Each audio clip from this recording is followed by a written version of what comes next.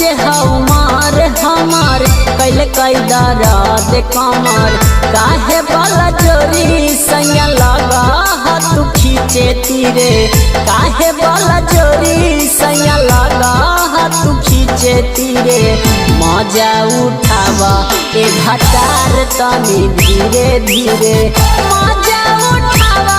ए भतार तनी धीरे धीरे कच्चे हमार हमार कैल कैदराद कमर कच्चे हमार हमार कैल कैदराद कमर काहे वाला जोरी सैया लगा तू खींचे तीरे काहे वाला जोरी सैया लगा तू खींचे तीरे मजा उठावा ए भतार तनी धीरे धीरे मजा उठावा ए भतार तनी धीरे धीरे।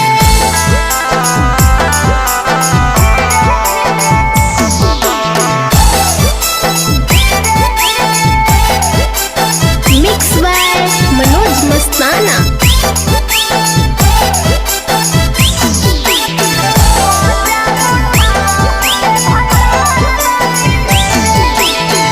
हमारा ना रहो सैया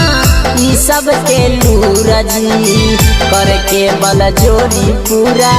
देह देला तूरजी ए जी हमारा ना रहो सैया ई सब के लूरजी करके बल जोड़ी पूरा देह देला तूरजी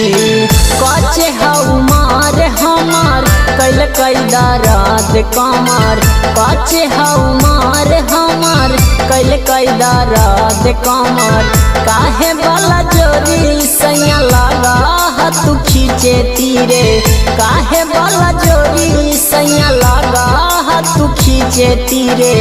मजा उठावा ए भतार तनी धीरे धीरे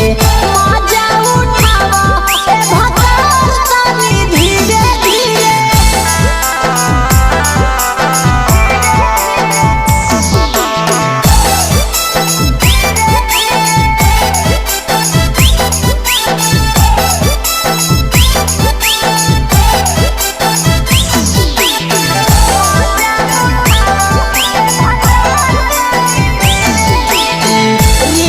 दीवाना ऐसे बनाना कसाई जी कहीं ना जाइबो फिरा देबो हमरा घाई जी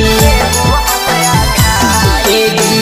रितेश दीवाना ऐसे बनाना कसाई जी कहीं ना जाइबो फिरा देबो हमरा घाई जी अभी हाँ चीज ताजा दे देबा हमरा साजा अभी हाँ चीज ताजा दे देबा हमरा साजा राजा रौशन ताहर मनमा काहे लगलो फिरे राजा रौशन ताहर मनमा काहे लगलो फिरे मजा उठावा ए भतार तनी धीरे धीरे मजा उठावा।